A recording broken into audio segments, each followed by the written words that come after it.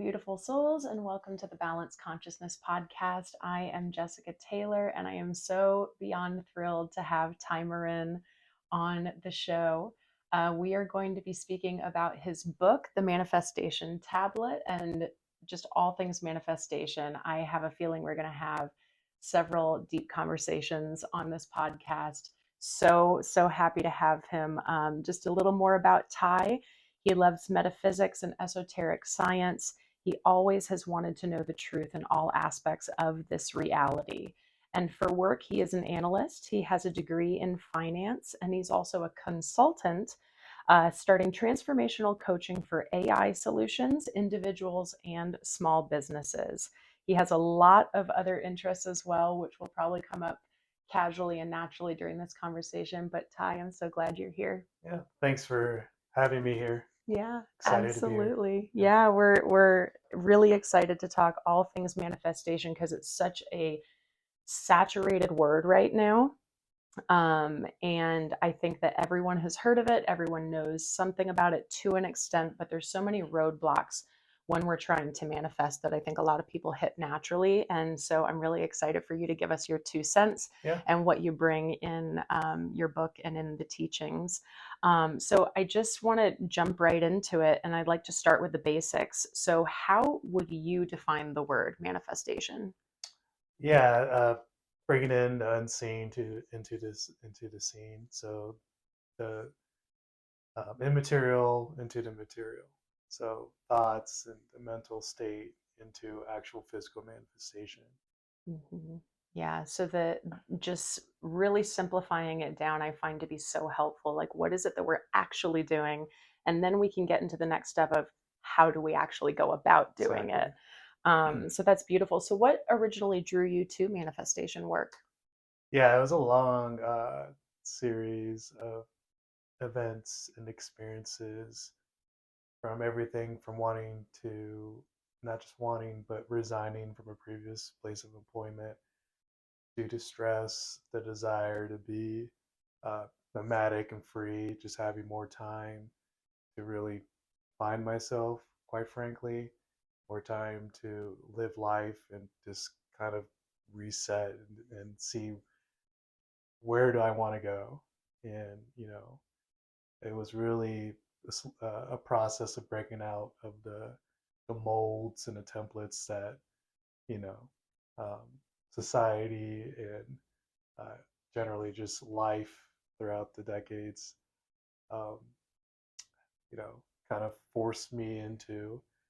So I was presented with opportunities of time, So when I resigned from my previous place of employment, a construction engineering company, due to stress and just withering away, I was able to have more time to do some of the things I've always wanted to do, um, such as like van life. Had a little van for a little bit, and then did something called woofing, which is worldwide opportunity on organic farms. So did that for a while on a farm, and that actually presented a lot of opportunity for me to really just have time to think, space. I had time. It basically presented an opportunity to slow things down, and then so with that, it just actually raised a lot more questions uh, to myself. It's like, where am I? How did I get here? Where do I want to go? Why? Who am I? And this was like probably the last 2 years, finding like it was a process of finding myself and really determining what made me happy and what I want to do. So after the experience on a farm, I moved to a small little town and lived in a community housing, and that was really when I started to find some of these teachings, because I was in between jobs, and it was interesting. The universe basically, you know, uh, directed me towards this area um, of manifestation by allowing me to have the time, by basically making it a little difficult to find a new job, for a few months, which was not normal. Um, and now it makes a lot of sense of why that happened. But long story short, I had a lot of time in, my little room to to not just find myself, but to actually read, to watch, YouTube videos, and to really, yeah, to start this process. But I did jump ahead a little bit. It was during the summer before moving to the new small town, and before having that little space, that I had a friend and his partner come out. His name's Adam Ahmad. In Florida. Just giving a little shout out. He's a great human being. Known him since college, and he was always one that seemed to get it. Um, Took me decades, but years later, I slowly figured it out. He had it way earlier than I did, and he would say stuff like things like focus, and we crack jokes, but like he was a really focused individual, and he had this mindset of like there was no question that he was going to be successful and achieve what he wanted, and that was foreign to me. I didn't have that type of foundation at all. So, anyways, he visited last summer, and he's really well off. Has his own construction company, multimillionaire. Does lives like literally just lives life and helps other people. He's a great individual to talk to. He always reaches. He would reach out more than I would. So that's saying a lot about him. But he took me out, to Flagstaff, this really fancy restaurant, and we had some good conversation. And I was telling him about my dreams and my like desires to build this commune, and create like these opportunities for trade schools for not just youth but for adults as well, to learn the basics of how to function as a human being on this planet, to know how to build a shelter, to know how to like gather food and what's edible, what's not. um, you know some of the basics that humans should know, so we don't have to rely on other systems. And he's a very intelligent man, and he basically he asks simple questions. He's like, well, what's your plan? What are the next 5 steps? And at first I was defensive, but after a few minutes I apologized to him and his partner, um, who's a brilliant woman, and she was giving her advice as well. And I felt slightly almost like attacked, but it wasn't. It was just old programs running my subconscious.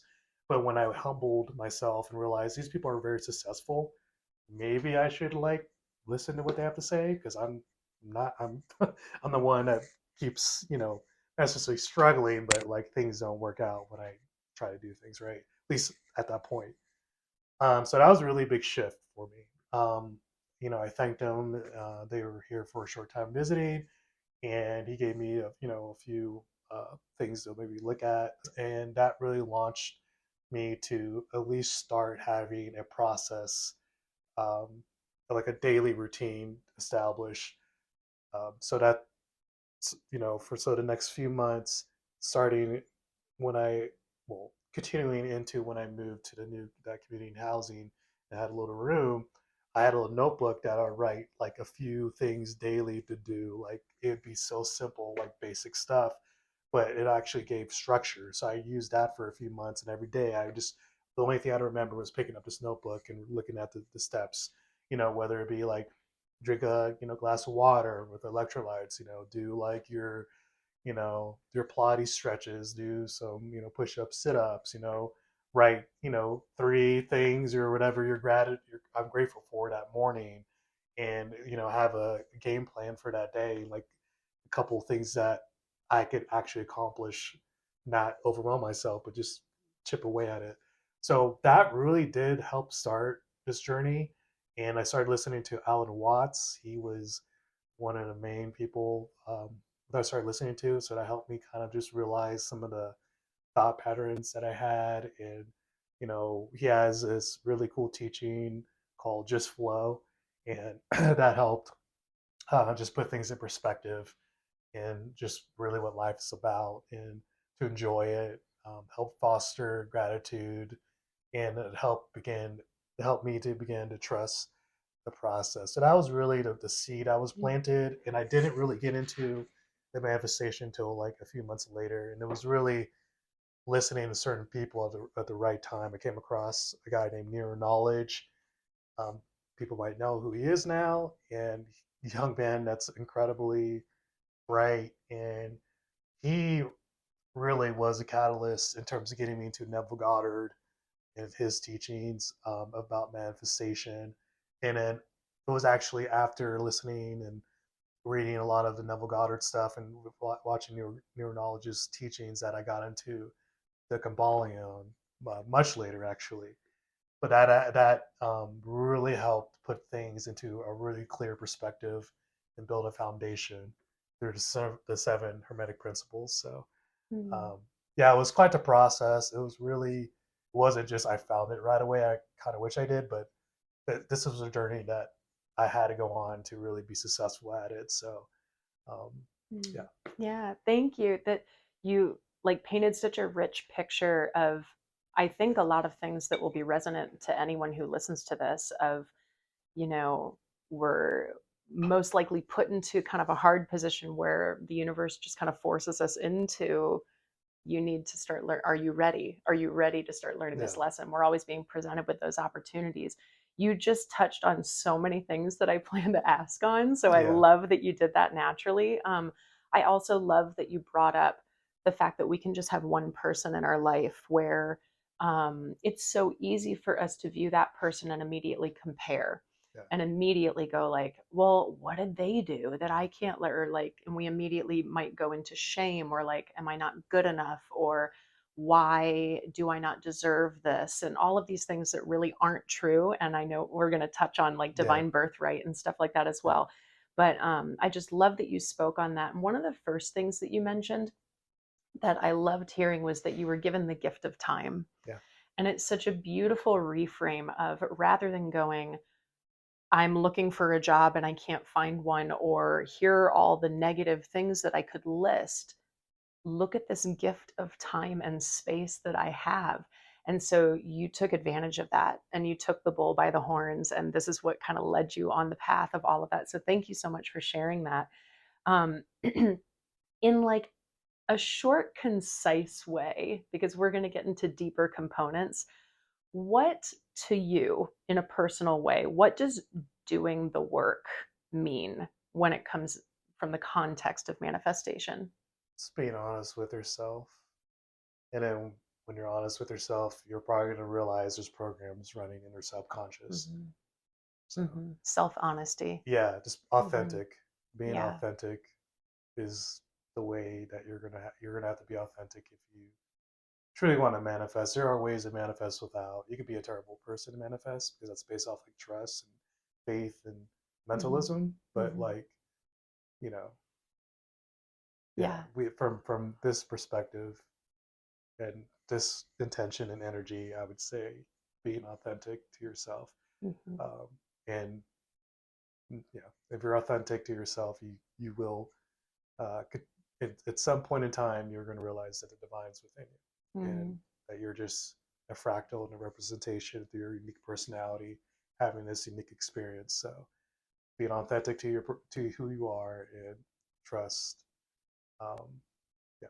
So Yeah. That's beautiful. Thank you for the reminder. So you wrote the manifestation tablet. What inspired that title? And how would you say it's different from other manifestation books? definitely. So that it was you always hear about things come to people, and that's basically what happened. The name manifestation tablet kept just popped in my head and stuck with it. At the time, there were still some subconscious programs of doubt and fear and all that, I guess, of it being inadequate or whatever, or imposter syndrome. But um, no, it's because it seemed so profound. Like hear about the emerald tablets, and you know, to say the manifestation tablets kind of a big, kind of a broad, big term, a foundational term. But that's what came to my mind, and the idea was there's so much information. There's countless. There's books about books and secret. There's tons of different manifestation videos and courses and books, and I wanted the tablet to be just another, not another foundational thing, but a very clear, concise, incredibly summarized tool, a tablet for people to always reference. And it's supposed to grow. It will grow as you learn and raise, knowledge and consciousness. Like it grows with you, because these are based off universal principles, like hermetic principles. But it's one of those books, that you're going to want to keep because it's going to be more valuable than you think as time goes on. And you start Mm. understanding through experiences, you realize, wait, yeah, it's summarized in the tablet, and there's certain exercises and practices in the tablet that are they're designed to be doable, baby steps, so Hmm. people are able to actually achieve what they're looking for versus being overwhelmed or not having the time to read a 200 300 page book, or you're just pushed every which way. This is something you can pick up 1 minute, 2 minutes. You can get through probably at least one chapter and get a lot of value out of it. So Hmm. that was the point of all this writing, is to actually deliver maximum amount of value in the most concise way, that won't age. So Mm, yeah. So I see, like, one of the main things that I've noticed that's so different is the concise aspect, and the fact that because it's shorter and just really gets to the point and then gives you practical steps to practice. And you also have it in audiobook form, which yes, I know you encourage people to also maybe just listen daily. What it's become for me is something that's really encouraging consistency and discipline, which is really where people kind of miss the mark yeah. sometimes when it comes to manifestation. Would you agree? Yes, and thanks for the audiobook. Jessica was the one that narrated the audiobook. Yeah, It sounds I'm great. honored. Honored. Yeah, Mhm. but yeah, it's what was your question again? Yeah, no, just like how it sets it apart. The I was just kind of giving a personal experience that what sets it apart for me is that it's not intimidating Oh yeah, in the sense that, I mean, if you show how thin the book is, yeah, and it's the like 50 font is pages. quite large, and again, it's an audio book form where you could listen to the full audiobook daily if you Yes, wanted to. So it's something like you said that over time, you will start to really feel it permeate in your being and in your life. And one of my favorite things that you say in your closing blessing in the book is "You are the tablet," yeah, and it's just about embodying the tablet and just letting it, be you, and you are it. So it's not something where it's like I'm just going to read this really inspiring book and it's going to be an ignition point, okay, and then I move on and, oh, maybe I should go back and read it again. It's something that you could actually implement into your daily practice. absolutely. Yeah, Yeah. I recommend using it daily. Um, it could be a reminder. Eventually, you'll probably remember it in your head, but yeah, like there's several chapters. You can always go to the one that speaks to you at that time. Hmm. I reference it all the time as well, because these are just good reminders, because there's so much going on, and there's always, my mind could be kind of all over the place at times. So like, just in the morning having that, fostering that discipline to do Hmm. certain small steps could go a long way. Yeah. One could be picking up this book, going to a chapter, and just doing an exercise, some kind of meditative exercise, and just reminding yourself that you are whole right now, and that you Hmm. could choose. Is that actually changing yourself? It's stepping into a new character that does these things that you want to achieve, these goals, Hmm. which is a higher, would be your higher self, is what I would say.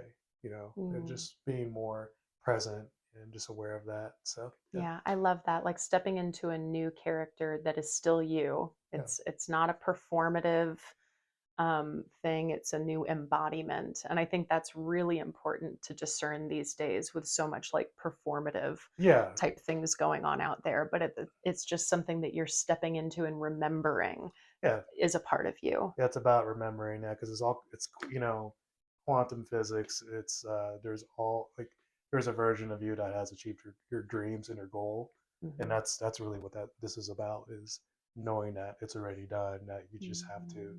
like a radio or old radio with a dial. You just tune your frequency or vibration to that music you want to hear, or that sound, and that would be represented to your ideal state. So Mm-hmm. just knowing that and trusting that is the big process. Is the work. That is the Yeah. work. That's the question, right? Like, what Yeah. is the work? That work is the repetition, is the discipline, and the trust. Mm-hmm. In the best way I would explain this, that will I believe help a lot of people, it is to remember, like, if you plant a seed, you don't dig it up every day to see if it's growing, and just apply that to this work, this the manifestation work, and you will absolutely see results. Mm-hmm. Um, yeah, Yeah. And I think I know you very well. And I think out of anyone I know, you are the person to help to teach us the discipline exactly. component because you are one of the most disciplined people that I know. And learning how to do it with balance and grace and self Yeah, compassion in the process. It's very inspiring to see your discipline. Um, yeah, I love that. So I'd love to geek out with you a little yeah, bit more on manifestation. You know, and I'll also just say before I go into that, those of you who followed me for a while, you see my guided meditations, you hear Ty talking about tuning your radio frequency. And it's just like the guided meditation of finding your home frequency that I've recently put out. And with that, it's about listen to it every morning or listen to it every night. And it's not just about getting yourself to feel a little better in that moment, yeah, but it's about growing and building. And like you said, planting those seeds. And then 6 months later, we start to go, oh my God, like those seeds have rooted and yeah, they're blossoming, just beautiful things. exactly. So, those of you who know me well, I'm very visceral, I'm very somatic. I feel a lot of things in my body, very energetic in that realm. And Ty, you are so deeply in the mindset work. And I've heard you talk so much about mindset in our personal conversations and just in general. So, how would you, to someone who does not even know what it is, or maybe has heard the word a lot and it's become saturated, what is mindset work really? And how would you suggest people to begin it? Yeah, mindset work would be like if you're driving the car and you're like not knowing how you got to the destination because your subconscious did the driving. Yeah, that would be like, you know, what we're talking about when it comes to mindset is tackling that part that does the unconscious work. Mhm. So the real work is done in your subconscious, which is kind of a interesting and slightly tragic thing about all this that a lot of people don't. It's beautiful as well once you do figure it out, but like a lot of people work all their lives very, very hard and are not able to achieve their desires and goals. They're actually push it away. And these are great people, and it hurts my heart to see it, but that's why like the manifestation tablets out there and other teachings and all that is because a lot of people don't realize that it really, honestly, it doesn't matter as much what you do in your waking life and all some of the work you do if your subconscious is not recharged or transmuted into to align to your goal. So if your subconscious is, has endless programs running from various types of indoctrination, from childhood to through school, through your adult life. It could be money is the root of all evil type of stuff that will sabotage you, guaranteed. The lack of encouragement, or people being very critical at a young age and not really giving you an outlet to dream and hope, that'll be very difficult. Trauma, various types of trauma, those slow you down or can slow you down if you don't find a way to work with it, and to that's a whole thing. Um, and then there's a lot of examples, but I think maybe there, people will get the point with that.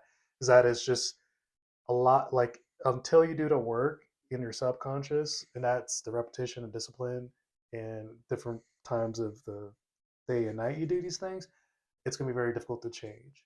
So the mindset work would be, you know, before bed, that's, you could write down the gratitude stuff, or you could so you should, I'll just say, like, there's affirmation things you can listen to and all that at night, which can help when it comes to the because if you're in theta, particularly if you're falling asleep, that's when you would want to listen to certain affirmations. That's just for your subconscious to reprogram it, right?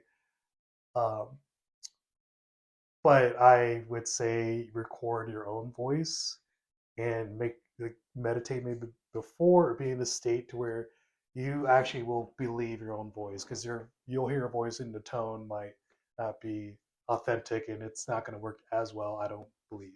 So if you're in a good state where you're like, this is what I know who I am and this is what I'm creating and manifesting or my goal, and then you come from that place of the assuming the wish uh, assuming the feeling of wish fulfilled, if you come from that state, then you say like, okay, I am whole, I am abundant, I'm a money magnet, I'm grateful, and I'm healthy, and well, money and wealth is my divine right, and you know, and you're convinced yourself, why you have the goal of why that is the case. Like with wealth, I can help a lot of people, and that's my divine right. That's my dharma. I could build a lot of communes and trade schools with millions of dollars versus being broke or whatever. And almost saying broke is not as like holy as we're taught.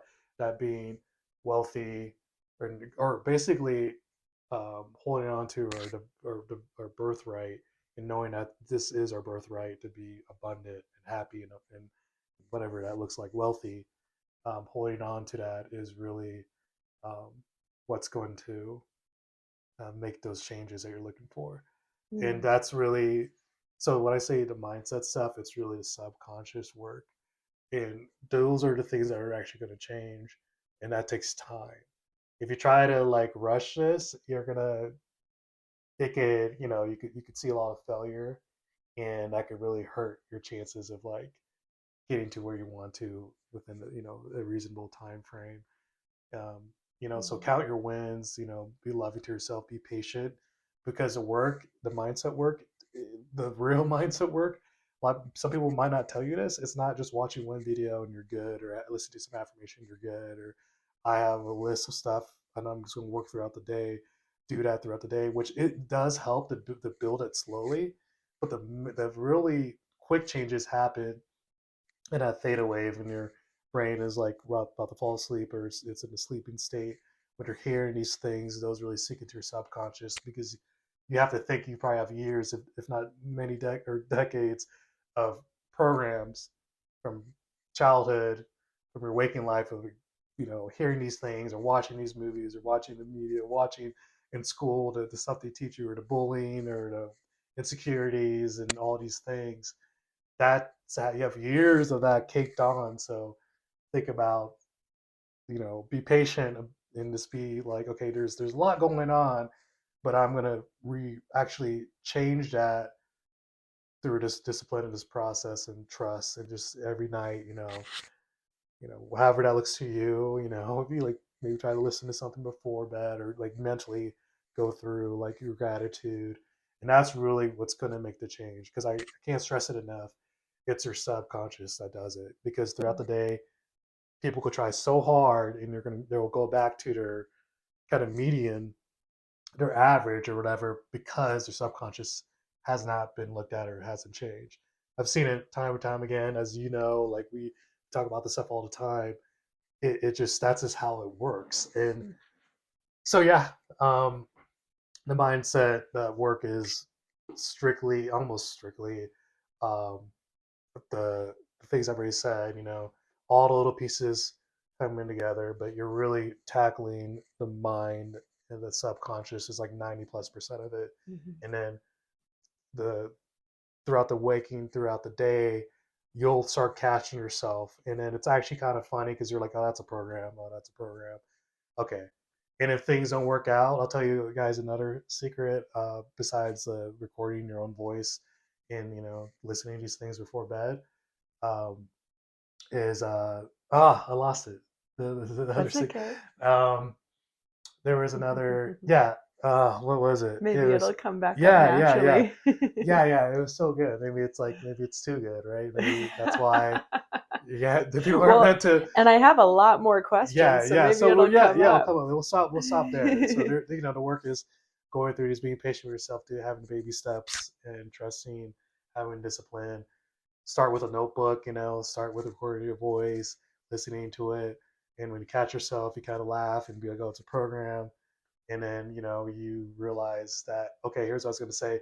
When things don't work out, like, man, I thought I'd have this money by now. Oh man, I want to be here by now. I did it work. I've been doing this stuff.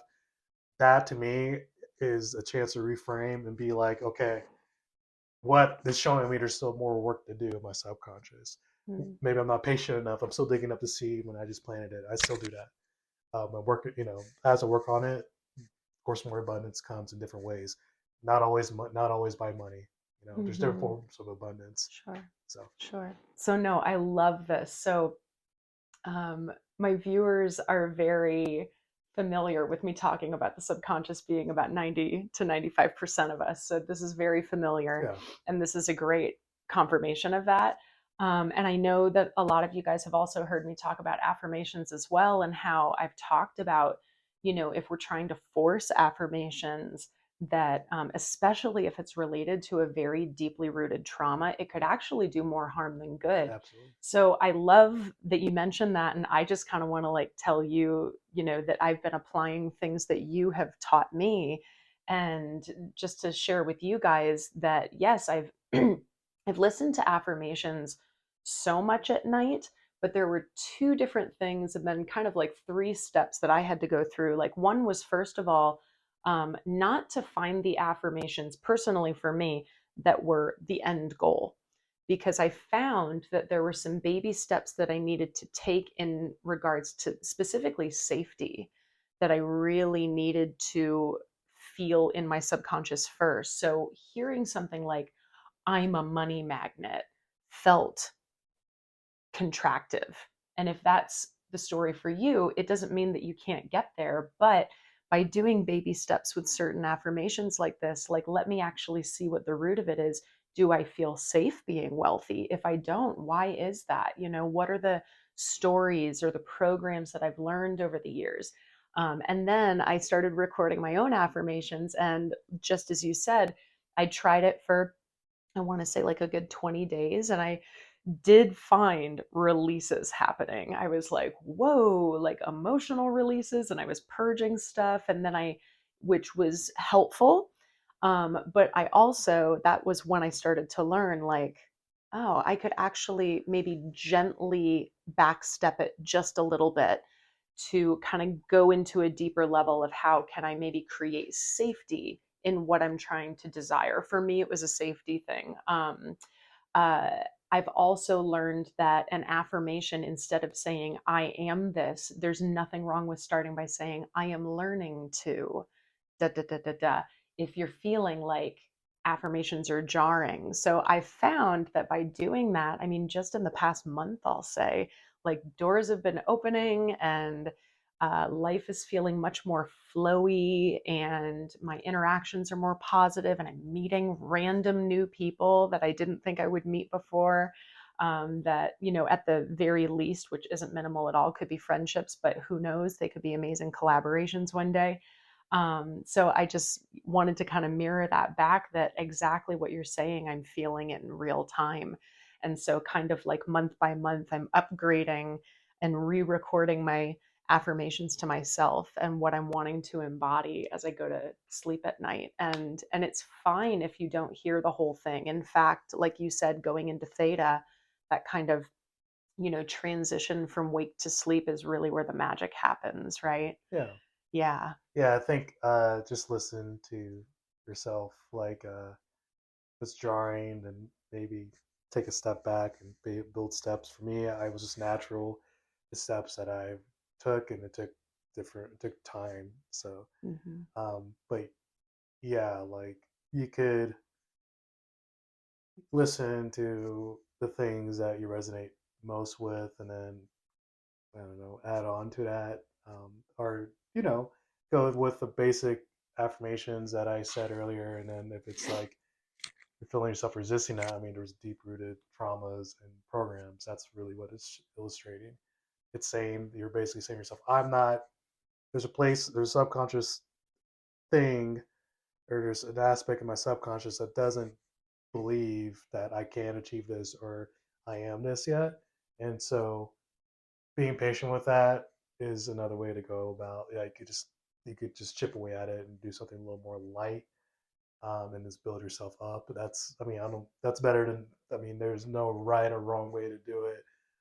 There's also other ways to just keep listening, to a certain thing until you purge and whatever energies that feel are resistant to it, and then you're patient with it yourself, and you just have to, just continue on with it until it's not jarring. I mean, there's so many different ways to do it. There's really no right or wrong way. I just know affirmations really, they uh, they help the most in that theta wave and like before bed, and then throughout the day, you can listen to other things that are, I listen to like Neville Goddard AI stuff throughout the day, but the teachers are still great, or like other YouTube influencers or channels that are all about, they just tell you like pretty much good information or good reminders.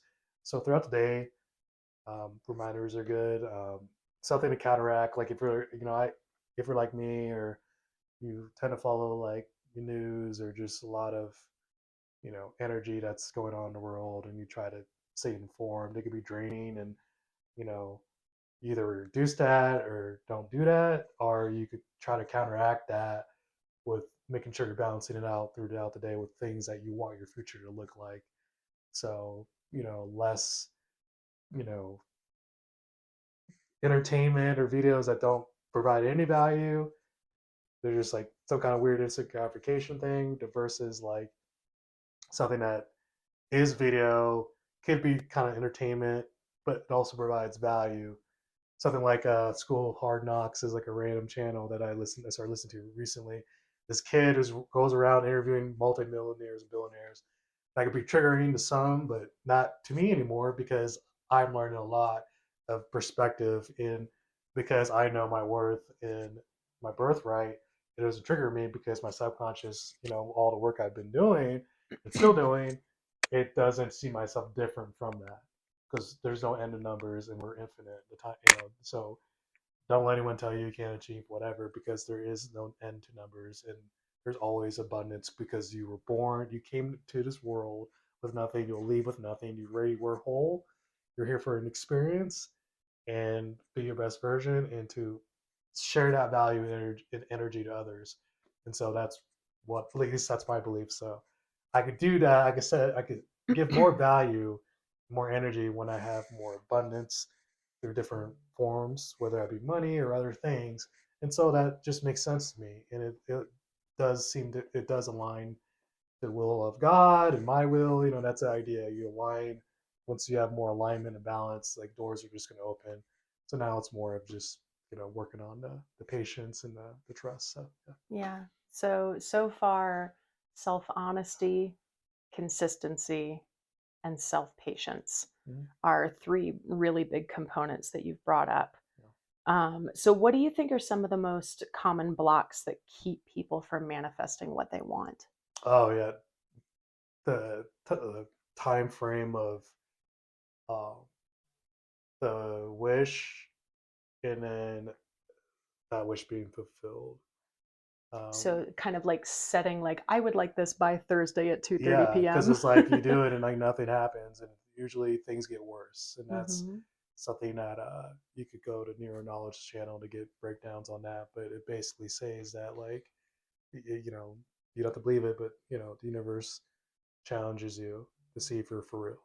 Mm-hmm. Because this is, you could view this life as a test. You came here for an experience, and that's going to be part of the big test. Like, okay, you say you're worthy or this and that, but let's see if you actually believe it.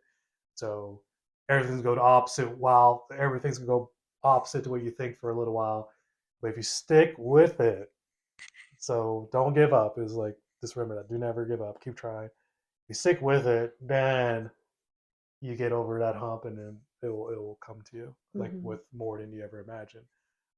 That's the process that probably a lot of us are in right now. It's kind of like, it's like, okay, feel like it got worse. It seems to be stabilizing, but even that thought is like you don't have to even think that. You don't care, honestly. You're good with Mhm. it and good without it, and that's when you're dialed in. Mhm. You're good with it. You're good without it. Like because in the end of the day, like my goal at this point is like I'm gonna die without any regrets, and I'm gonna be like, hey, I did my best, and I don't care.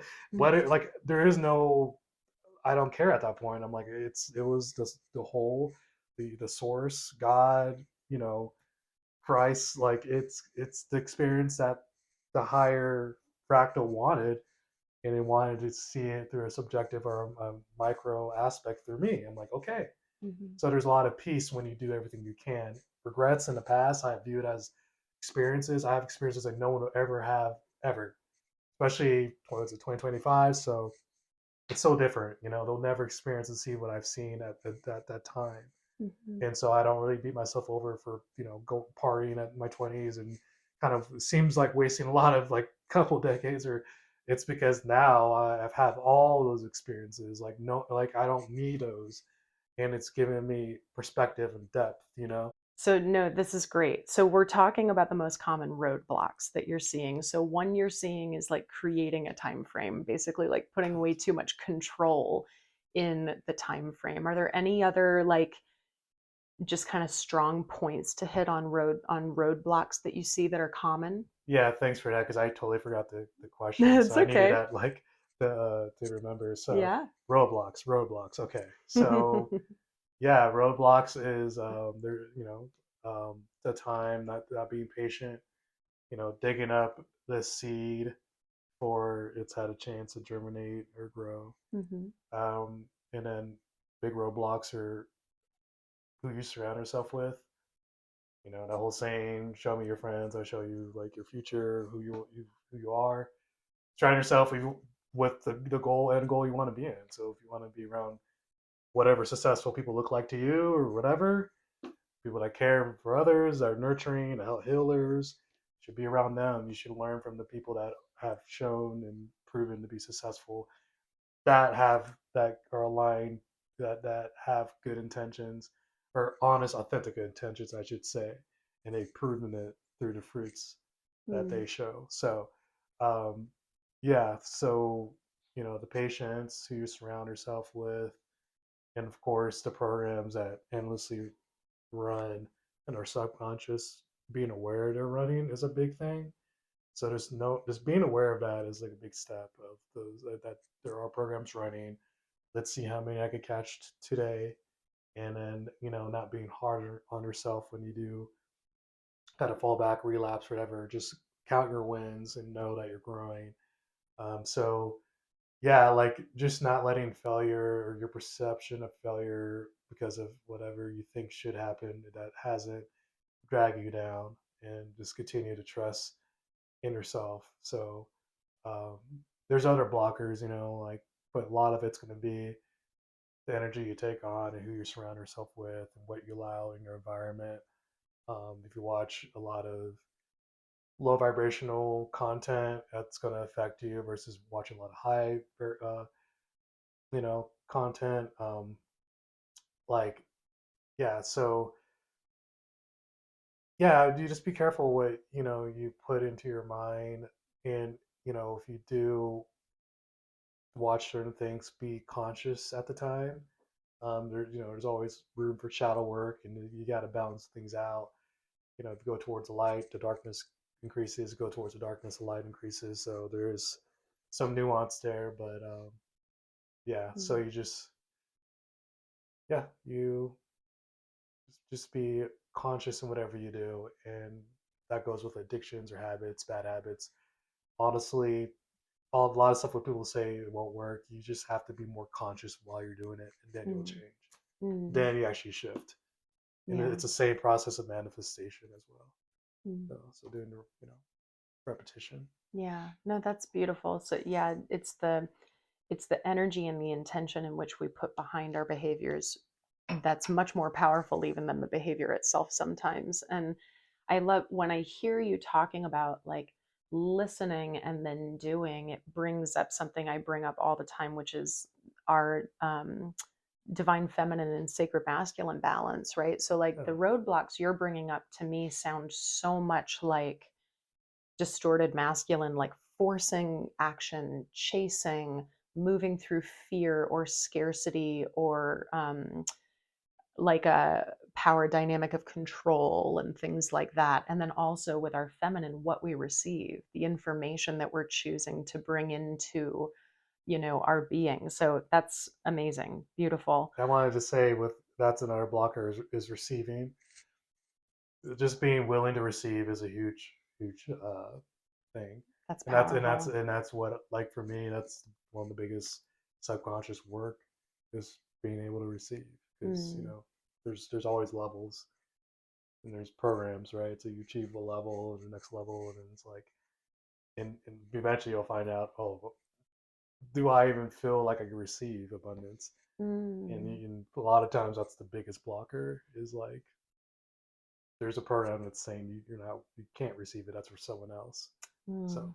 Yeah, I'm sure a lot of people would feel that in their body when they hear you say that.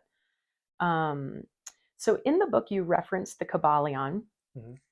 Can you share a principle from it that you feel is crucial to manifesting? Yeah, law of mentalism and vibration, but mentalism is that all things are mental. Deductive logic will bring you to that same conclusion, because remember, everything's a fractal, and all is not physical, that physical, Hmm. as the way we perceive it.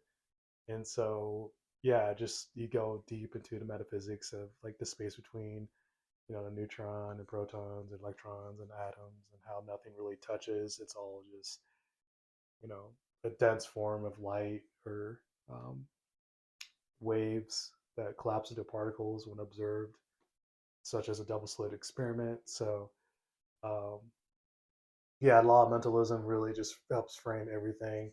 It houses everything, all the other principles, and our reality, because it's like, well, yeah, everything in the end is mental. So, like, you can actually change things, like your reality, when you're able to understand how these principles work. Hmm. Yeah. So can you, like, in even more simple layman's terms for someone who's like brand new to this journey, Yeah. like you're speaking to a child, what is the law of mentalism? Yeah, so all things are mental. All outside creation was first created or manifested by a mental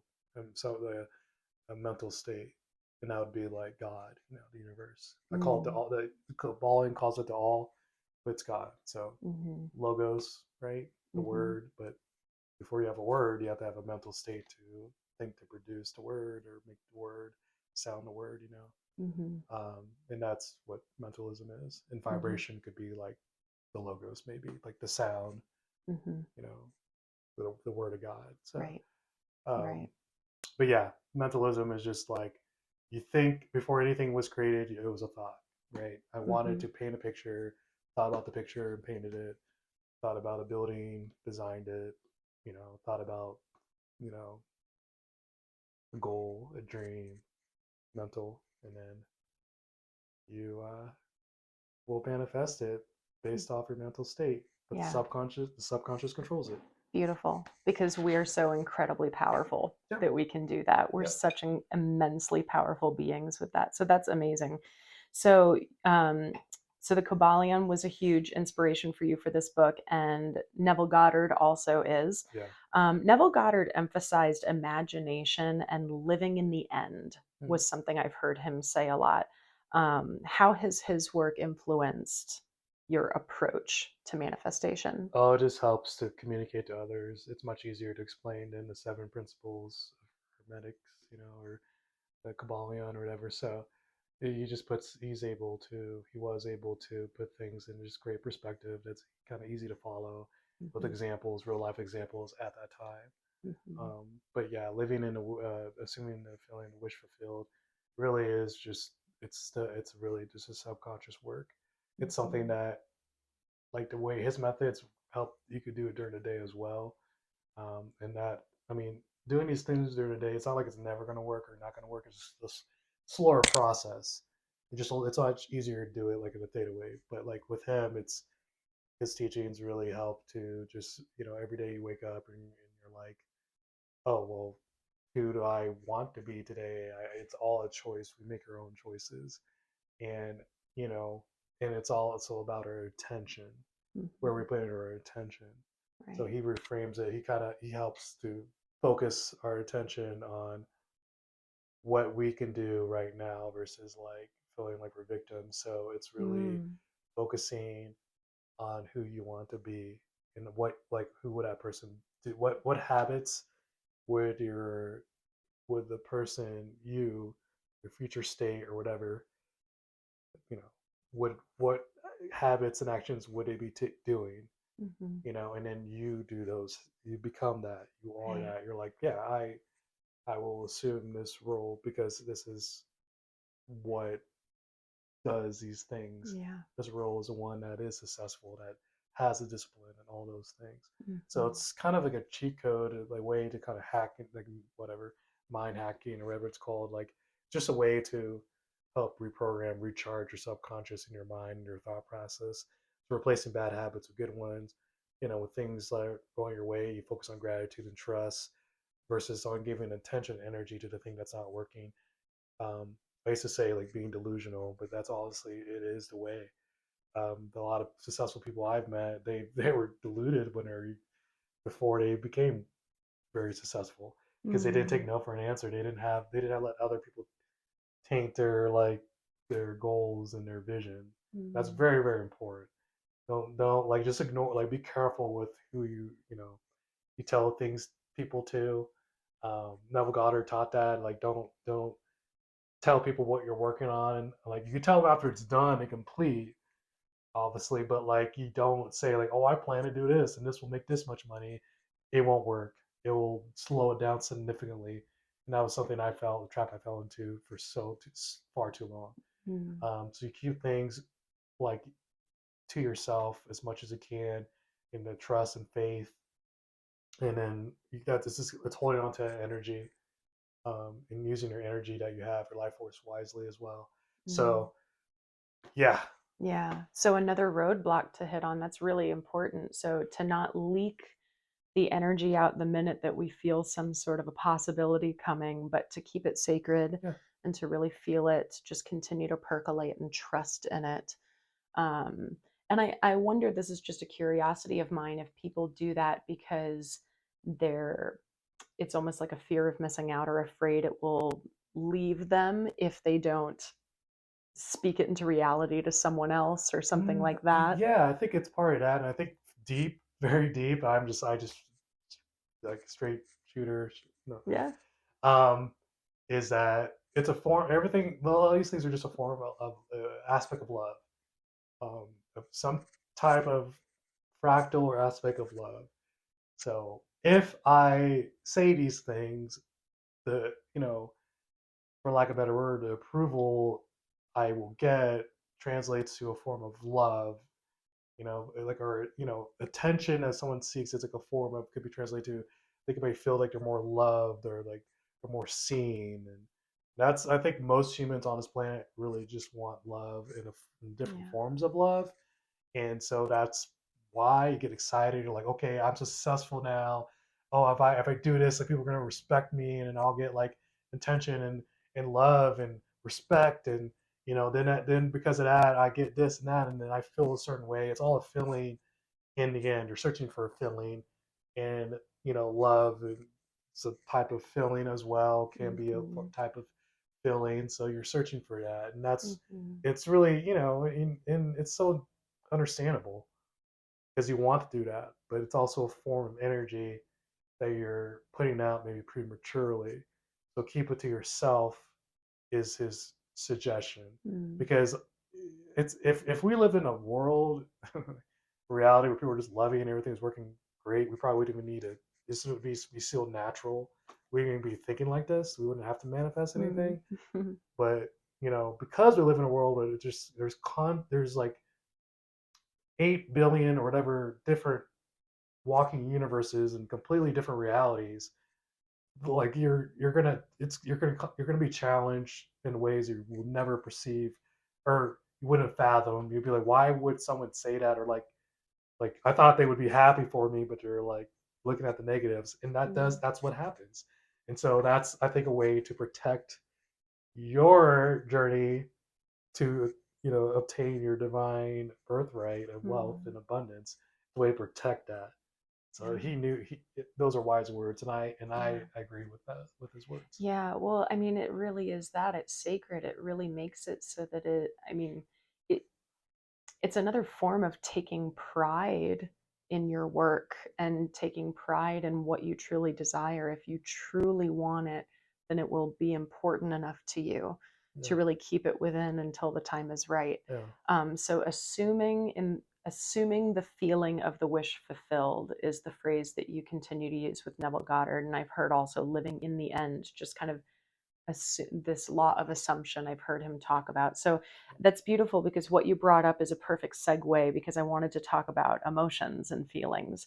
Um, so you say in your book that feeling is really the secret in many ways. So why are emotions so central to manifestation? yeah. So you're gonna, I'm sure. Well, maybe many of you have heard what emotion is. Um, so emotion is, you know, known or stated to be energy in motion. Energy. So in motion is like that, I guess, divine masculine type of this action, Mm-hmm. But and energy could be Shakti, maybe divine feminine, Yeah. So like Mm-hmm. um yeah, energy in motion is emotion, and that's why it's so powerful, because it's energy. And there's all sorts of things I could segue into, but there's people that have talked about how powerful human emotions are and how they could disrupt different entities we can't even see and worlds that are unseen. So yeah, energy or emotion is incredibly powerful. That is a tool to manifest. Absolutely, it is the tool, because Mm-hmm. that's the most powerful thing that we, quite frankly, have as humans. One of the most powerful things we have is our emotions, our ability to feel deeply, and we don't know that creates a lot of things. So when we and it's brutal, and some of these principles could seem brutal, but they're just universal, right? So like attracts like, that's another principle. And so the more you have, the more you receive, the less you like, I would say less you have, less you receive. But what I mean by this is that if you have something bad going on in your life, and unfortunately, which is probably most of our nature, is to focus on that bad thing, it's going to draw more bad things.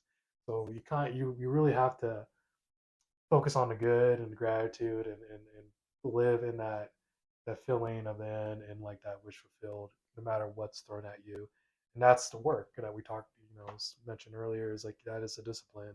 So when things get worse, you keep that, and that's really part of the human experience that you chose to have on this planet, in this Mm-hmm. incarnation, or whatever, however you want to phrase it, is to go through these tough challenges of feeling, having these emotions, and how do I handle these emotions? Like, you got to feel it. You can't just bottle it. You can't compartmentalize it. That forms into cancer and all sorts of crazy stuff, and blockages and stuff like that. You have to feel it. And the best one, there's so many ways to do it, but use your heart chakra, use love, and just love and sit with the darkness or whatever you're going through, and see what happens when you start doing that. I think you're gonna realize that that's the secret, is acknowledging it, feeling it, and loving. Mm-hmm. But yeah, it truly, it does manifest. It's pure energy. Same thing as mentalism, law of mentalism. So Mm-hmm. your mental state manifests. What's energy that behind it? It's going to be the emotions behind it that really supercharge it. So Mm-hmm. controlling your emotions and channeling your emotions in the areas you want is very powerful. Um, there's Mm-hmm. so many ways to do it. Even if you lose a loved one, it's very sad, but then you can focus. You could um, recharge it, or kind of do like some, a healthy revision of just focusing on the positives of that person's life, and celebrate their in a better, well, a more joyful, less the more joyful place, Yeah. where they're in a higher realm and having fun and creating. their own experiences, and like just focus on that is a way to help with, as an example, that the situation of losing a loved one. So Yeah. yeah. Yeah, you already started answering my next question there, which was, how can someone get into the feeling state of what they want if life is feeling heavy or if Yeah. things just aren't working? Are there any other things you want to add? Like if, let's say someone is in a deep, dark night of the soul right Yeah. now and they're losing hope. How do Yeah. they start to take the baby steps to make that I shift? think it's like the principle or law of rhythm. I think Kybalion talks about the ebb and flow. So as I stated, like when I talked about it initially about like the baby steps I took and like writing down in a notebook, like just steps to take in the morning to start forming some type of discipline. So that's what I recommend. It's Hmm. like a cycle, like, so, you're at a point where you're manifesting and you're listening to affirmations in your theta, but then you have a dark night of the soul or something, whatever happens, maybe go back to how you started and go back to just remembering to grab your notebook. So if you're depressed, you're going through dark night of the soul, just grab like a few steps, write down 3 things I'm grateful for, you know, journal. You got this far, and going put it just that's a good time to put things in perspective. It's also a good time to reframe when you're going through that. Hmm. Um, Yeah. so Thank you. And how do you personally regulate or work with your emotional state when you're attempting to manifest something really big? yeah, I do all the practices I've mentioned. I'm more intentional on listening to having a playlist of affirmations at night. I'm more intentional on making sure I'm reading things maybe in the morning or parts of the manifestation tablet or Kybalion and other works. Meditation, I really think that's the biggest thing is doing it the way that works for you. So whether it be like just, sitting there quietly and to start breathing in, holding your breath and as long as you can and breathing out and just keep doing that. Like that's something I started doing that seems to really help. So there's things that I do when I'm trying to like create big things, which is what I'm trying to do, right? So it's like it's all these practices mixed in together, and depending on how I'm feeling, I do certain different things. I might do one thing more than another. I might do meditate. No, I know I need to meditate. And sit down, just maybe after work, and just sit there and quiet, and I just know to do that. Or making sure my body is moving, getting nature time, grounding. So those are all just keeping balance. Like nature is a teacher, hugging a tree, being barefoot or whatever. Those things will teach you a lot as well. If you're just in a concrete jungle all day, it's going to be a little more difficult to. It's just going to be the energy doesn't have a place to really dissipate or grow or dissipate, and it's just easier to recharge with nature. So I recommend Mm. for manifesting big, like make sure nature is a guide. Running water helps for me. Like it seems to clear like etheric fields or whatever stagnations. So using all the little tools and just being patient with yourself. Don't be hard on yourself and have fun with it as much as you can. And some days, a lot of days will be better than others. And just in the bad days, you just remember your tools and just don't like just have trust and faith in yourself. In the hard days, just try to do one thing, like just keep a routine, because that's going to build your mental state. Is being a non-negotiable. That's the biggest one of the biggest things. Being non-negotiable is a big thing. So like being like, okay, I said I'm going to do this workout, whatever. Unless you're sick or there's a really good, incredible excuse, you do it. Even if you can't do it, you do half the reps or third of reps. Like just do something, and that will you'll see that you end up doing what you say and completing projects because that builds discipline and then yeah, just consistency is really the Yeah. key. Be consistent with this is how it'll work. If you're not consistent, like it's going to be very difficult. Yeah. Yeah. It really seems it's good that we're being consistent about talking about consistency, that we're just kind of repeating it like a broken record, because that's exactly what this is. So that's beautiful. You've mentioned gratitude several times. I think we all to some extent know the importance of gratitude.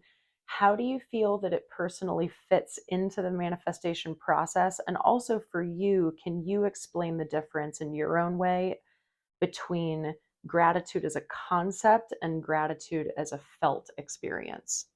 I would like to answer the last one because I won't remember all the questions, I That's guess. okay. Gratitude as a concept is like I'm happy because I have something, and then as a feeling is knowing is really building trust within yourself that you are a co-creator of your reality, which is going and again, law of mentalism, vibration, and a bunch of other principles. So, Mm. like, So that, I mean, that almost inspired me to like write down a list of the things I have created that I'm grateful for yeah, specifically. Like, what a cool tool. I don't know, maybe yeah, if that inspires anyone here, because that's such a great reminder. I'm always reminding everyone in my healings because the guides are coming in and just saying, don't forget to tell them about their power. They have the power and they have the power to choose. It's always about the choices that we make in that. So, yeah, yeah. yeah. I recommend people listening to Darius J. Wright. He's Mm. awesome. He'll pull the doors right open to your like maybe your reality, but um yeah, we created all this, and that's Mm. and so when you have gratitude and you're like it builds trust, you're like, okay, this is for my good. I don't see it, don't understand it now, but I know it's for my good because I would not Mm. exist consciously and be aware of what's happening and all these things. I chose to come here, and so it's just a reminder that you are a co-creator, if not. There's ways to say it. Depends on the fractal and the dimension, I guess. But like you be a creator and co-creator. So Mm. creator of construct, creator of a realm, creator of dimensions, and then you get to experience it, and then you work your way through that with awareness. And so, Yeah. So, yeah, I mean, when I think of gratitude as a felt experience, it's cellular. It's exactly what we were talking about in terms of like reprogramming the subconscious and things like that. Like it actually becomes a part of our biology when yeah, we practice it in a very intentional way rather than, we can make that list, but like you said, that's the concept. And then we can take that list and in our own way, and like you said, meditate in the way that it works best for us to then feel that gratitude as a real tangible thing in our body. So in the way that it fits into manifestation, would you just say it fits into it in the sense that it's like crucial, non-negotiable, it needs to be a part of the daily practice? um I think it's just something that you have to like. You can't force it. This has to. In time, right. you'll have it. You can't Yeah. force yourself to be authentic. You either are, or you know, you work on being more authentic, which means there's probably programs blocking you from being authentic. So it's definitely a process and chipping away. Yeah, you just Yeah. to build like the gratitude and trust is just writing down and thinking and feeling, using emotions, energy, emotion, and really just being honest with yourself. If you're not gratitude, right, you're not grateful. Write down why you're not, and then that could be Hmm. a ebb and flow thing. You're at a lower vibration potentially at that day. And you're like, happens to me all the time. I complain and rant at God or whatever. And then the next day, I'm like thankful because I realize, oh, that had to happen for me to see this. And so Mm. that's where gratitude for me is actually real. That's the realistic take of feeling of gratitude, not just some like, oh, I'm grateful. Like, I just really want stuff. That's why I'm saying it. It's like, no, you really see that you're grateful because, oh my God, like I needed this experience for me to see a higher level of reality and how I affect people or myself, all that. So Mm. That's, yeah, I love the concept of if you can't find the gratitude, write down what you're not grateful for. And thank you for sharing that with us, like your kind of personal version of what I call riding the Buddha wave, of really honoring the fact that we go through the peaks and valleys maybe 100 times within one day. mm, And that you can now say consistently, pretty much like clockwork, every time you go into a rant, you're pretty much grateful the next day because there was something yeah, that was presented to you. So that's amazing. That's amazing. I want to talk just a little more about the discipline component because this is something that I personally just think that you shine at. But I know that you've also been through your own journey. I find there's a fine line between discipline and self-criticism. So how can people stay consistent with their vision without being hard on themselves in the process? Oh, you wouldn't be hard on yourself if you know who you are. Like, think of like Michael Jordan or Kobe. They said had auras. Well, Michael Jordan wasn't necessarily a greatest guy. I mean, in terms of interpersonal actions or whatever, like throughout, like, you could come off as an a-hole, but he's actually a great guy. More recently, he's older. I listened to some of his interviews, and it's a mindset that you, of course, always talk about mindset, but it's true. You have to know who you are. So being hard on yourself because like you relapsed or did something like, oh, I'm better than that. Use that as a reframe it and be like, this, I'm human. Like, this is shadow side I need to come out. I didn't have a healthy way to do it or a better way to do it. And just living in this, just realizing that and being like honest with yourself and being like, hey, I love myself through regardless, throughout that. Because if you're hard on yourself, think of everything as vibration, right? Besides mental, I'm talking about like just the emotion side now. Like, if you're hard on yourself, what frequency is that? Like, it's probably not the highest, it's probably low. Well, what are you going to attract? So just know that you're like, it should be an incentive to be like, if you're going through, you missed a gym, you missed that, you treated on your whatever, your not necessarily diet, but whatever case it might be.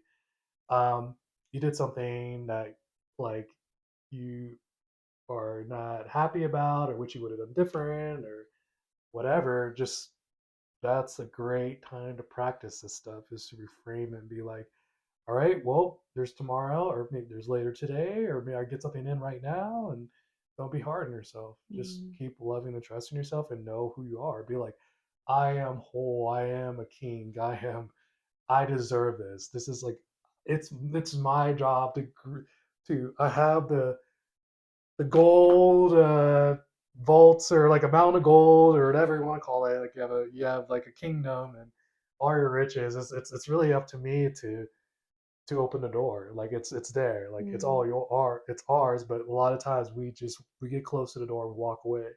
And so, like, just in order for to open the door to her kingdom and her riches, the kingdom is within you, and greater things than you'll do tonight, Jesus said, John 14:12. All these things, we have to really trust that. We have to have faith and belief. And we can't do that unless we are believe in ourselves. A lot of us don't. And that's why it's hard for people to manifest, or they work all their lives and they struggle still Mm. all the way Mhm. till their end. So, like, you just have to not be hard on yourself and know who you are. You think Jordan or Kobe, I'm using this context of basketball because a lot of people might know who they are throughout history, do you think they would have been able to do what they did if they were hard on themselves? Like, I can't make this. Dang it, I can't do this. No, there's you reframe it and be like, I got this. I'm gonna keep going until I got it. Use Reverse that, transmute it into energy that's like encouraging, that is fire for you.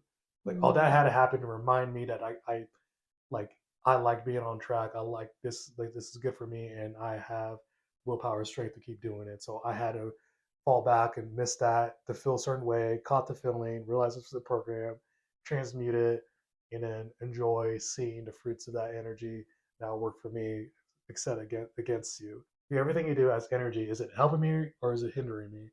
And that will help guide you. Yeah, that's awesome because what you're describing, I feel like that might be another roadblock is that people go into discipline, but then they kind of go in a very regimented way and they're not doing it in an embodied way. And so it's manifestation isn't about hustling, it's about aligning, Yeah, right? So it's about finding the balance, right, between challenging yourself, but also loving yourself through the process and actually believing in yourself. Like you said, Kobe, like, I know he got up at like what was it like 3:30 or 4 a.m. yeah, every morning and he told himself even if he was tired or sore or his body was feeling broken, he was like, I will continue to do this because I believe in myself, yeah. not out of like self-punishment, Right. and I think that there can be a fine line there depending on what people's programs are. So Yeah. I just thought it was kind of important to bring up and hear your thoughts on it. So thank you for that. Or it's like Kobe. I don't know if you guys know the story, but yeah, he'd wake up like at 3 or something in the morning because he realized he knew everyone's training schedule. So he was like, what character, what role, like who is the person that's able to get, 5, 6 NBA rings, MVP, and lead their team to victory? Who is that? Well, that version of that person will have to work much more than the standard. So you Mm. saw everyone's schedule. He saw like that, like one workout a day, or a few hours, a couple hours a day. Well, he realized, well, time, like how can I time's a factor? Well, how can I get more workout in? Well, I'll just have to wake up earlier to get more time to do my training. And then he said because of that, he was so far ahead that within 5 years, it was impossible for anyone to catch up with him because he has years ahead of training and experience than everyone else. So he reframed it as like, I'm going to step in this role because my end goal is to be the best. And what characteristics does that person who's the best have? Well, they have that discipline to wake up and do these things, and that person isn't griping or complaining, Yeah. right? They're enjoying what they do, and that actually does work. That is what happened to me, where I'm able to work all week, and then after work, I work on my own stuff for Mm-hmm. hours in the evening, Mm-hmm. and usually on the weekends when if I have I'm here, I will work hours and hours, Yeah. and it's not work for me. It's fun, and I Mm-hmm. generally only take a break when I'm like depleted, and I'm like, okay, like I'm just can't really do much more. Mm-hmm. But to me, that's the change. Those are changes I've noticed, and I love them. So Mm-hmm. it's yeah, Yeah, no, and that's good to say from the story you shared from us in the beginning for everyone to know that you did manifest a very fulfilling job, yeah, in the midst of getting into this work and then creating the book. And then even after, you're still coming home and working on manifesting even more for yourself. So yeah. it's beautiful with the discipline. I'm interested to hear your take on surrender. Mhm. So how do you feel, well, how do I want to say this? How do you let go without giving up?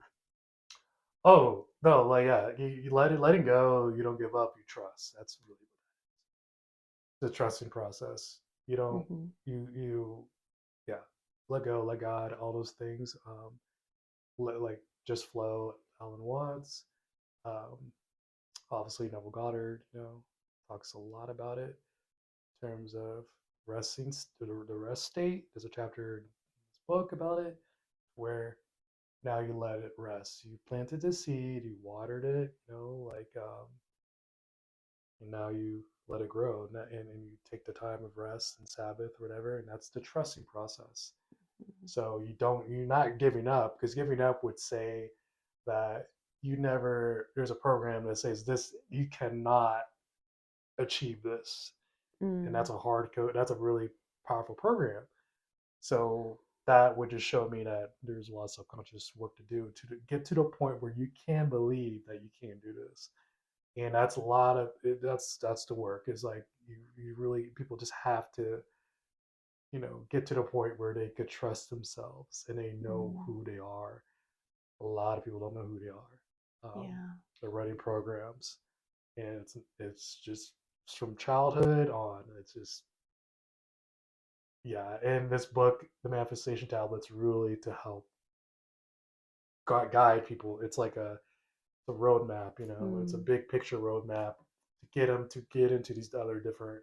They get into more teachings or philosophies or ideologies or these various books, and they could mhm. find their lane that makes the most sense, and they could go deeper in these different things, or where their passion might lie in terms of they're interested in this type of work, Yeah. metaphysics and hermetics and all that. But yeah, it's really supposed to be a guide. So just a big Yeah. picture guide. So what I hear when you say that is that it's important not just to surrender by stepping away and trusting in that one thing you're manifesting, but to physically, emotionally, mentally rest. It's so Mm-hmm. important for us to regulate, to take time off, Yeah, to not constantly go, go, go, yeah, because again, it's not hustle, it's about alignment. So, yeah. really being able to take those times, like we talk about in our healings a lot, tapping in with mind, body, heart, spirit. Is there one, or more than one that are overworked, that needs just some unplug, because in this society now, people immediately will feel like they're not getting anything done, or they're a failure, or they're Absolutely. not being productive, because we're so used to this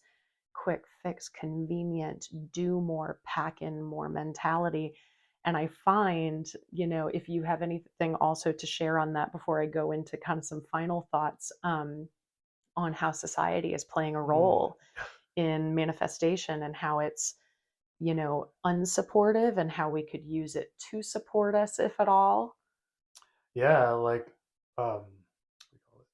So with my work I'm doing, I do find times where, like more recently, past few weeks ago, I was feeling burnt out, and I took like days off. I kind of just, you know, normally I'm on my computer doing some work, whatever, and I would just be like, okay, I'll watch something or catch up on like a show, or I'll take a walk or be in nature, go to like the creek, or I'll play some games or something that it's just really kind of doesn't really hold a lot of value besides resting and doing something that just kind of like it's almost like shadow work, But I needed that break because a lot of rhythm is still in place.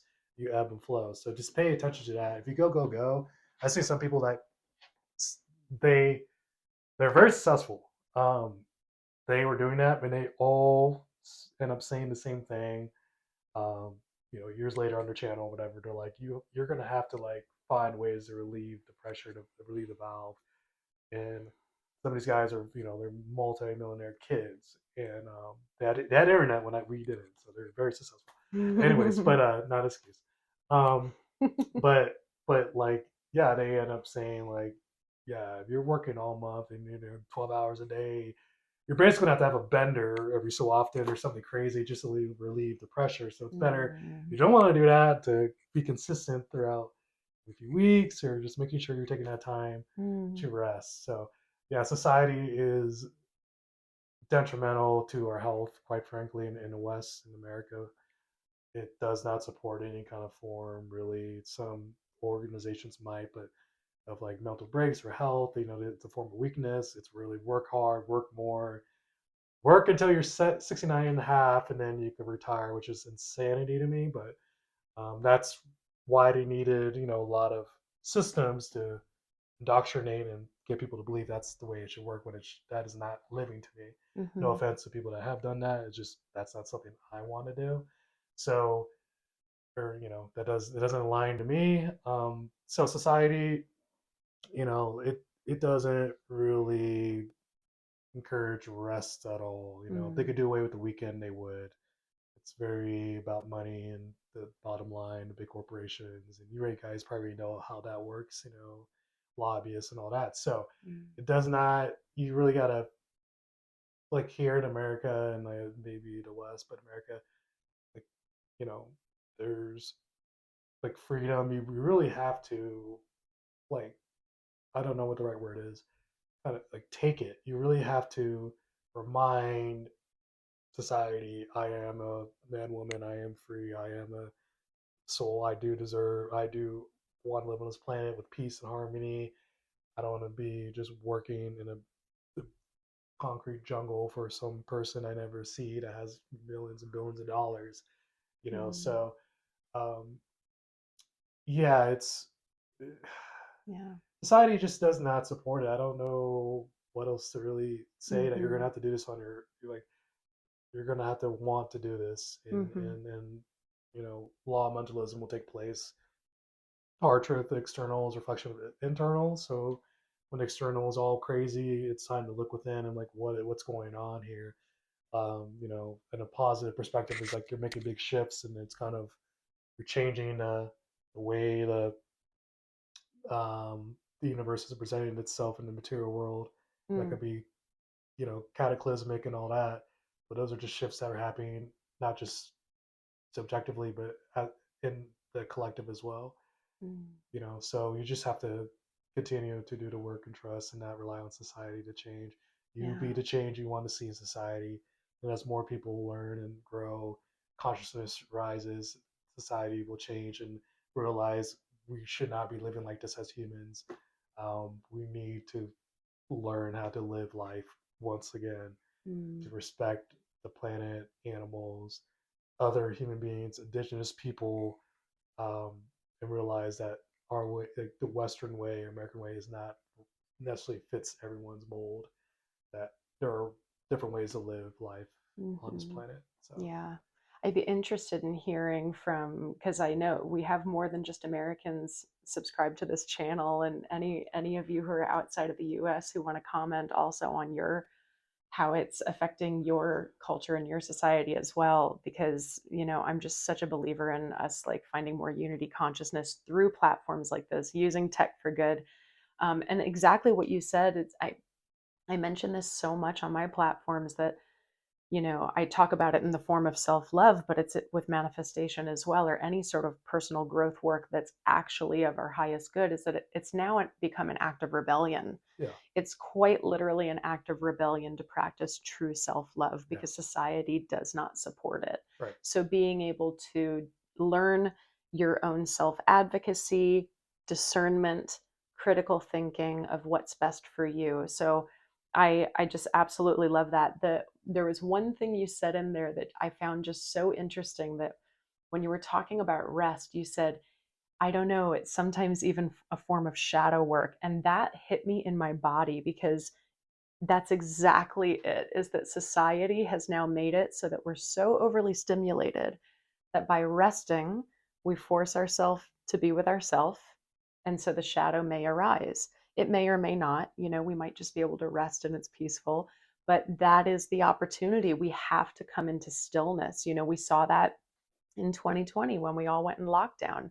Everyone was forced mm, to be with themselves, or to be with the people that they loved or said they loved, yeah, and to really see how that was going to play out. And I know many people learned a lot about themselves, many people ran away from themselves, right, so we get those opportunities when we are brought into rest. And so when we intentionally do it, it can be so much more empowering. So yeah, that's agreed. absolutely beautiful. So, Ty, what advice would you give to someone who feels like they've been doing all of the right things, but they still don't feel like anything's working? Be patient, trust yourself, keep trusting the process. Don't ever lose faith and trust in yourself, no matter what. You could always go back. And that's not necessarily to the drawing board, but just see, like, is there any resistance in any of the areas that you're feeling? Like, is it that like you feel good, you're doing all these steps, but nothing's happening? Well, how long has it been? What like habits have changed since you started versus when you started to now?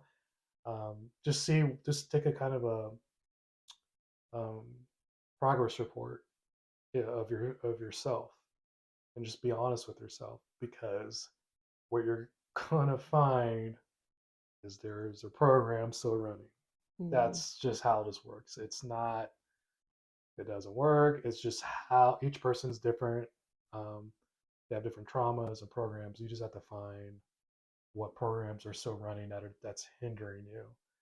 And I think that one of the important thing is to realize abundance doesn't always mean a Federal Reserve note, like a dollar, right? It can also mean relationships. It can mean other, opportunities that of helping, of providing value, like knowledge value, mm, philosophical value, spiritual. Like a lot of this is, I'd say, a lot of value is spiritual things that literally could change the inner being of the person versus just their new house, cars, or material stuff.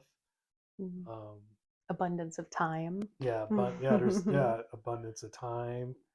Yeah, no, like the getting to know yourself and loving yourself. That's probably a lot of people don't. Mm, It's deep. I know it's heavy, but a lot of people don't know who they are and they don't love themselves and they don't think they can receive. And so there's more, but those are some pillars. So like if you review that and see if there is, that's what's happening, because I guarantee you that like it's gonna be a program. There is no other, no, there is no other way. And if it's not working, then guess what? You reframe and be like, oh, that means something even bigger and better I didn't even think of or imagine is going to happen. That's the truth, and that's what you hold on to, regardless of what the external shows, because it will test you brutally. It will test you and be like, "Oh my God, nothing's working. Oh, I just bought a bunch of like crypto, whatever. It's all going down." You'll sell it. A month later, the bull run starts, and it 100x's, and you're like ripping your hair out. So you just have to trust and keep building. Um, it doesn't. You could have a project, you could see it to completion if you want, but there's nothing stopping you from going back to a drawing board and creating something brand new and starting a new path. It's never too late. You just Mm. what you don't do is stop trusting yourself and having doubts. You the fact that you're conscious right now and you have awareness means that you're infinite. So there is no doubt. Like you got here this far, you exist. Now it's just a big cosmic game and exercise for you to play to grow yourself. For the few decades we're here on this planet, which is crazy to me. We should live 1,000 years, but that's a different topic. So yeah, we're all kids. We're divide your age by 10, and that's really your age. So we're kids here. View everyone Mm. as a kid, and you'll be able to resolve a lot of issues. There were just a bunch of big children that complain and cry. And sometimes we hit people, and that's called a war. And we throw fits, and that's argument. So Mm. um, yeah, do never lose hope. Never doubt yourself, because then you're doubting reality. You're doubting the principles. These principles are universal. You're doubting along mentalism and vibration. You're doubting the divine within you. You're denying um, uh, the Christ within you by doing that, and that's really. I mean, I'll leave it there.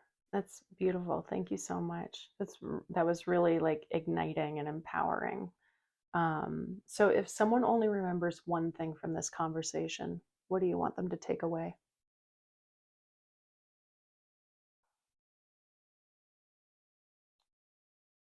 That you're whole, and you've always been whole, Mm.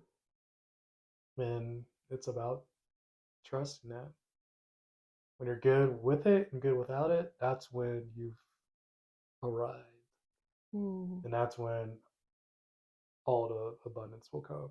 And that's the work. And that's the work I'm on. And that's the work a lot of people that are going to be watching this is on. And the proof is in the pudding. And yeah, in the future, you'll see how this even works more. There'll be more content on my website and other places, just to kind of show progress and how this actually works in a real life example. So Mm. yeah. Nice. There's no pressure and you don't have to at all, but would you like be interested in kind of guiding us in like us closing our eyes and feeling into something for a second that you could guide us through? Oh, I don't ever do this, but sure. Yeah. I don't know what. Maybe just something, to help us remember that we're whole Oh yeah, yeah, yeah. or So anything that you think is right, helpful. yeah. So close your eyes. There's no right or wrong way. Breathe naturally. You can breathe out of your mouth if you want more body stuff, or through your nose. I usually do through the nose for like just really getting calm if my body is in a good state. And then just feel your body. Realize that you are a light body or a spirit within this vessel. And no one or nothing could ever take your consciousness and awareness away from what you have now in this vessel, or the ones to come, or the ones in the past. That you are a fractal of absolute unconditional love. You just breathe in that love and breathe out doubt. Just know that you are a son and daughter of God, the All, the Creator. Now you gotten this far, so who is anyone to tell you that you can't achieve anything, including your goals and desires in this life? Because this is what you are meant to do here, right now. That all the tools are within, the divine's within, and you, the divine and God will send you helpers to just help guide you on this path, this beautiful path. Know that you are eternal, that you're loved, that you're divine, and that each and every one of us matters to have this universe be complete. And there's nothing anyone could say, do, to change that. And that this is a great opportunity and chance for you to embrace who you are, and acknowledge who you are, to love who you are, and have your cup be so full of love and truth and being authentic that it spills over. And from there, you share. You share that energy and provide value from that full cup overflowing. You are loved, and I love you all, and I thank you all. Namaste. Thank you so much for that. Yeah. That was so wonderful. Well, I think that this was rich, and I think that you provided so many things to help people, and I really hope you all enjoyed it. So the manifestation tablet, let's talk a little bit more about how you can get it. I'm going to put the links all down below, but you can get it in paperback. Mm-hmm. You can also get it as an ebook on Kindle. It's on Gumroad as well. It's on Gumroad, Audible. And then there's an audio book both on Gumroad and through Audible. Yeah. And yeah, Amazon, Audible. They're like the same, I guess. But yeah. You type it on Amazon, all those will come up. Yeah. And Gumroad as well is a nice and site. Do you suggest people to just follow in their intuition on what they feel best in how they want to use and become the tablet? Oh yeah, yeah. I mean, I recommend for people that are struggling with routines of discipline, maybe a hard copy so they could. There's places you could write notes at the end, or you could it's kind of nice to have it tangible. And then audio is good for like drives, like to work if you have a long commute. Ebook is just candy on your tablets and your phone.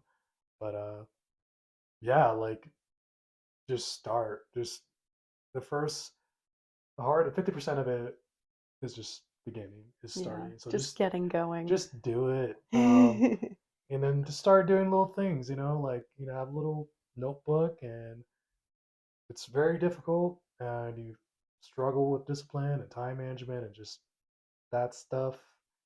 Write down one thing to do, and just be non-negotiable.